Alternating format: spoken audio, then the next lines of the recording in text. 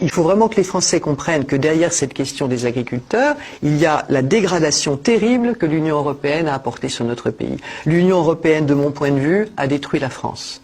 Il n'y a que les pays de l'Union européenne qui sont concernés par ce totalitarisme dictatorial, les deux choses n'étant pas semblables, qui est en train de se mettre en place. Donc le monde entier nous observe, mais le monde entier ne rentre pas dans ce délire. Mais quand Solzhenitsyn nous parle de ça, il faut savoir qu'il nous parle d'un régime totalitaire établi. Le nôtre n'est pas encore établi, il est en train de s'installer. C'est-à-dire que le moment dans lequel nous sommes, de mon point de vue, est un moment historique. Nous avons l'opportunité aujourd'hui d'empêcher ce système totalitaire de se mettre en place. Dans quelques années, et peut-être beaucoup plus rapidement que ça, ce ne sera sans doute plus possible.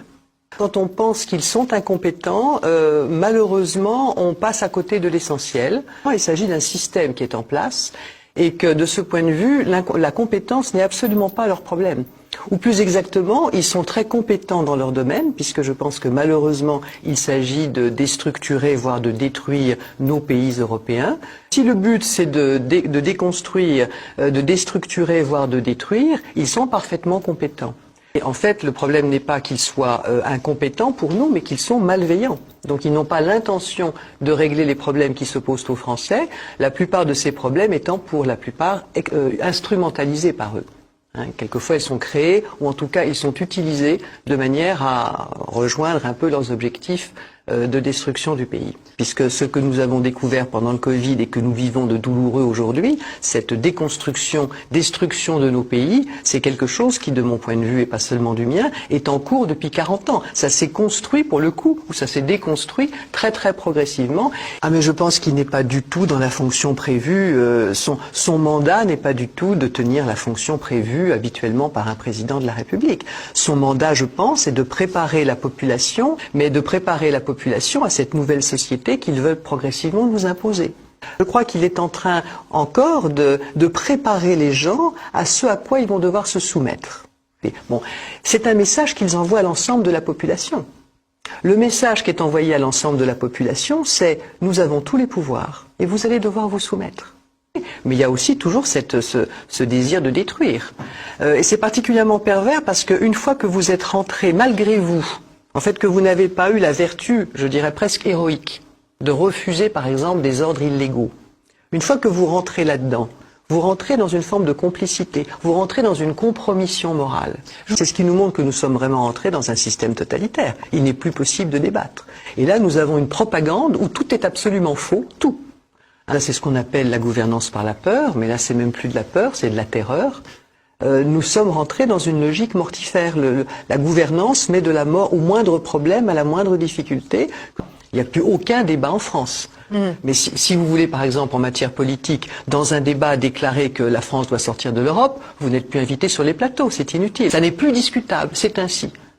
Et ça a commencé, enfin ça s'est vu très fort avec le Covid, où alors que des personnes qui étaient des spécialistes de leur fonction, notamment les médecins que nous avions, disaient qu'il y avait un certain nombre de difficultés, qu'il fallait au moins se poser des questions. Et ça a été irrecevable au point de détruire leur réputation. Encore une méthode d'ingénierie sociale, bien sûr. Alors, juste le principe du totalitarisme. C'est-à-dire quand vous savez que vous n'avez pas le droit de dire certaines choses, alors vous avez toujours une petite partie des gens qui résistent et qui disent « je dirai ce que je pense avoir le droit de dire », mais pour la grande majorité de la population, progressivement, vous intégrez le mensonge en fait. Entendu. Mais tout ça, ce sont des techniques pour vous amener à vous soumettre à la doxa en fait.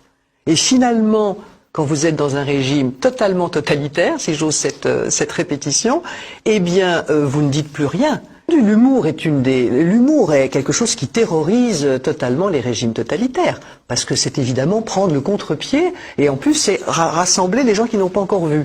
Souvent par l'humour, vous aidez les personnes à comprendre ce qu'elles n'ont pas encore compris. Donc l'humour, c'est un grand ennemi. Je veux dire, c'est pour ça que nous n'avons plus tellement d'humoristes comme nous avions il y a quelques années. Je crois que ce serait pas possible aujourd'hui. J'imagine difficilement un Coluche revenir aujourd'hui, avec le mordant qu'il avait. C'est pas possible. Ça ne peut se faire que dans le débat. Là, on est dans une logique d'une démocratie qui dit que le débat est dangereux. Sans oublier que le principal producteur de fake news depuis 5 ans, ça n'est absolument pas, ce ne sont pas les réseaux sociaux, c'est le gouvernement. Et on l'a démontré. On l'a démontré. Vous vous rendez compte depuis 5 ans particulièrement, toute l'énergie que nous avons tous consacrée à lutter contre ces imposteurs. Il n'y a que l'Europe de l'Ouest qui est concernée, en fait. L'Union européenne, pour être très clair. Il n'y a que les pays de l'Union européenne qui sont concernés par ce totalitarisme dictatorial, les deux choses n'étant pas semblables, qui est en train de se mettre en place. Donc le monde entier nous observe, mais le monde entier ne rentre pas dans ce délire. Mais quand Solzhenitsyn nous parle de ça, il faut savoir qu'il nous parle d'un régime totalitaire établi. Le nôtre n'est pas encore établi. Il est en train de s'installer.